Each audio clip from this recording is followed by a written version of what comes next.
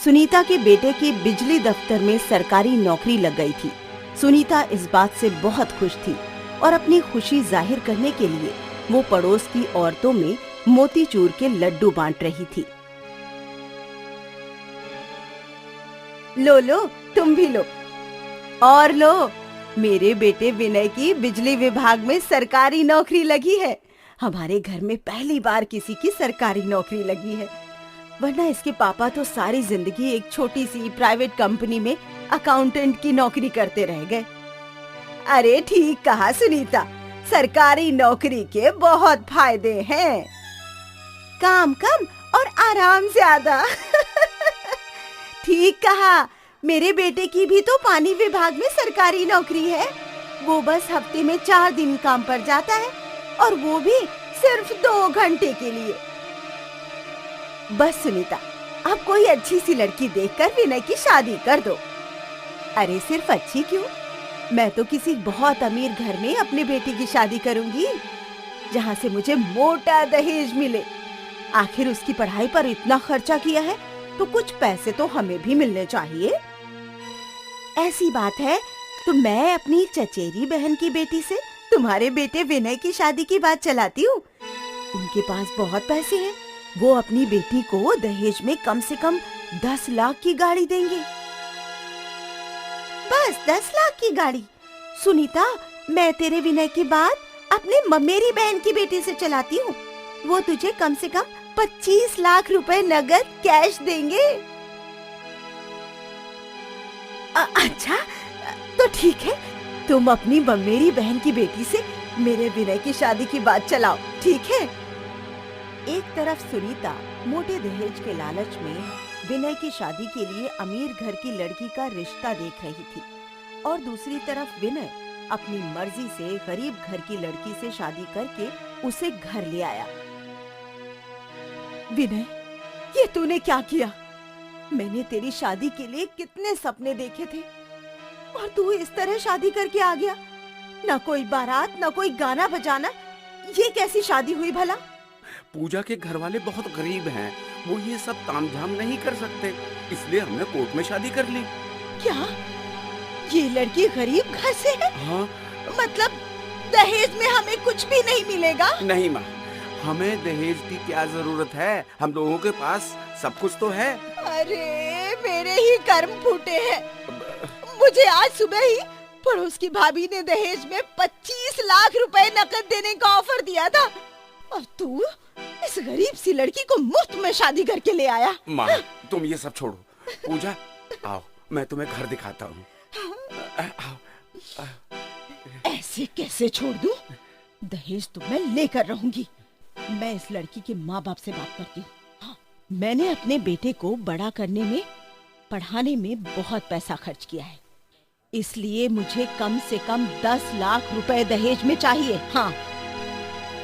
लेकिन बहन जी, हम तो बहुत गरीब हैं, हम 10 लाख रुपए कहाँ से देंगे? मुझे पता है तुम लोग गरीब हो, इसीलिए मैंने 10 लाख की मांग की है, वरना मेरे बेटे के लिए तो लोग 25 लाख तक देने को तैयार थे। ऊपर से शादी में खर्चा होता, वो अलग। माफ कीजिएगा बहन जी, पर हमारे पास तो बस हमारी बेटी ही थी, वो हमने आपको दे दी। अब हमारे पास आपको देने के लिए कुछ नहीं है। हारकर सुनीता वापस अपने घर आ गई। जब पड़ोस की औरतों को सुनीता की बिना दहेज वाली बहू का पता चला तो उन्होंने सुनीता का बहुत मजाक उड़ाया। क्या हुआ सुनीता, तुम तो 25 लाख की गाड़ी के सपने देख रही थी और तुम्हें तो एक टूटी साइकिल भी नहीं मिली। तुम्हारा बेटा तो तुम्हारे पति से भी ज्यादा बेवकूफ निकला। सही कहते हैं, मोटा दहेज किस्मत वालों को ही मिलता है।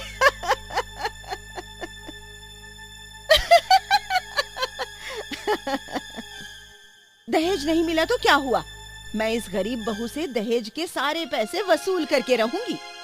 पूजा, मेरी बात सुनो, आज से घर का सारा काम तुम करोगी। सासू माँ, लेकिन घर का काम करने के लिए तो नौकर चाकर है। मैं आज से खाना बनाने वाली और घर की साफ सफाई करने वाली दोनों को काम से निकालती हूँ। अब से उनका सारा काम तुम करोगी। फिर डांट डांट कर सुनीता रोज पूजा से घर का सारा काम करवाने लगी। सही से कर, वहां कोने से क्या तेरी माँ झाड़ू लगाएगी? गरीब घर की लड़की, ठीक से झाड़ू लगाना भी नहीं आता। पूजा बेचारी सब कुछ चुपचाप सहती थी। वो ना अपने पति को और ना ही अपने माँ बाप से कभी इस बारे में शिकायत करती थी। कुछ महीने बाद जब सुनीता की पड़ोसन ने अपने बेटे की शादी की तो उसे दहेज में 25 लाख की गाड़ी मिली। मेरे बेटे को दहेज में 25 लाख की गाड़ी और शहर में 50 लाख का फ्लैट मिला है। देखा सुनीता, मैंने कहा था ना, मोटा दहेज हर किसी की किस्मत में नहीं होता। इस सब से गुस्सा होकर सुनीता ने घर आकर पूजा को बहुत पीटा। फिर एक दिन सुनीता अपने पैर दर्द के इलाज के लिए हॉस्पिटल गई हुई थी तो वहाँ उसने डॉक्टर को एक अमीर आदमी से बात करते सुना। देखिए, इंसान के शरीर में 2 किडनी होती हैं, लेकिन इंसान एक किडनी से भी जिंदा रह सकता है। पर आपके पिताजी की दोनों किडनी फेल हो चुकी हैं, इसलिए आप जल्द से जल्द एक किडनी का अरेंजमेंट कीजिए। लेकिन डॉक्टर, मैं किडनी कहाँ से लाऊंगा? आप किसी से बात करके देखिए। आजकल लोग 15-20 लाख रुपए के लालच में अपनी किडनी बेच देते हैं। ठीक है डॉक्टर, मैं कोशिश करता हूँ। डॉक्टर साहब, क्या ये सच में होता है? इंसान एक किडनी से जिंदा रह सकता है और लोग एक किडनी के 15 से 20 लाख रुपए तक दे देते हैं। हाँ, ये सच है। 15-20 लाख क्या, कुछ अमीर लोग तो 25 लाख तक दे देते हैं। आपको क्या करना है? किडनी लेनी है? नहीं नहीं, मैं किडनी का क्या करूंगी? तो क्या किडनी देनी है? कोई हो तो बताना, 25 लाख रुपए नगद मिलेंगे। ये सुनकर सुनीता सोच में पड़ गई। अगर मैं उस पूजा की किडनी इस डॉक्टर को दे दूं तो मुझे 25 लाख रुपए मिलेंगे।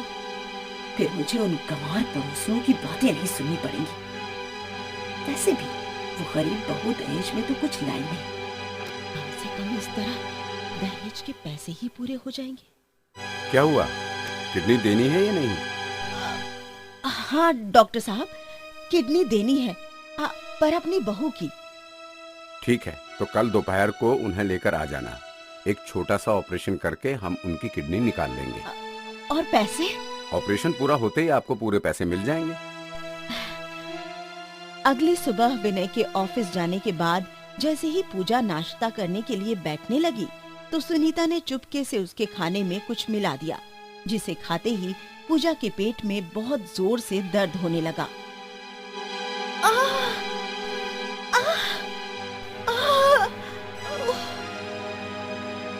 अब तुझे क्या हुआ? सासू माँ, पेट में बहुत तेज दर्द हो रहा है। ठीक है, रो मत। मैं तुझे हॉस्पिटल ले जाती हूँ। पेट दर्द के बहाने से सुनीता पूजा को अस्पताल ले आई। वहाँ उसने पहले ही डॉक्टर को सब समझा दिया था कि वो पूजा के आगे किडनी की बात ना करे। डॉक्टर इलाज के बहाने पूजा को बेहोश करके ऑपरेशन थिएटर में ले गया और उसने पूजा की एक किडनी निकाल ली। बदले में उस अमीर आदमी ने सुनीता को 25 लाख रुपए से भरा बैग दे दिया। 25 लाख रुपए, ये हुई ना बात। सुनीता पूजा को लेकर घर आ गई। घर पर विनय ने पूजा के पेट में ऑपरेशन के निशान के बारे में पूछा तो सुनीता ने उससे कहा, अरे वो इसके पेट में पथरी थी, पथरी, बस हम उसी का ऑपरेशन करवा कर आ रहे हैं।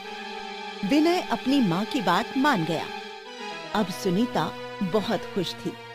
उसके हाथ 25 लाख रुपए लग चुके थे। 25 लाख रुपए! अब मैं इससे बहुत सारे सोने के जेवर खरीदूंगी। मुझे देखकर मोहल्ले की सभी औरतें खूब जलेंगी। अगले दिन विनय के ऑफिस जाते ही सुनीता उन पैसों से जेवरात खरीदने के लिए घर से निकल गई और उसने पूजा को इतने बड़े ऑपरेशन के बाद दवाइयाँ देना भी जरूरी नहीं समझा, जिससे पूजा के पेट में बहुत तेज दर्द होने लगा। आह! आह! मेरे पेट में बहुत जोर से दर्द हो रहा है। मैं अभी विनय को फोन करती हूँ। विनय, मेरे पेट में बहुत दर्द हो रहा है, तुम जल्दी घर आ जाओ।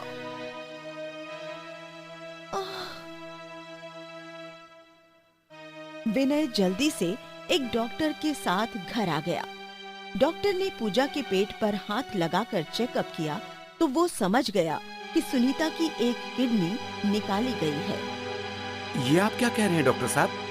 पूजा का तो पथरी का ऑपरेशन हुआ था। देखिए, किसी ने आपसे झूठ बोलकर इनकी किडनी निकाल ली है, जिसका इनके शरीर पर गलत रिएक्शन हो गया। आप इन्हें जल्दी से हॉस्पिटल लेकर चलिए, इनका इलाज वहीं होगा। लेकिन देखते ही देखते पूजा की तबीयत बहुत बिगड़ गई और उसकी मौत हो गई। पूजा!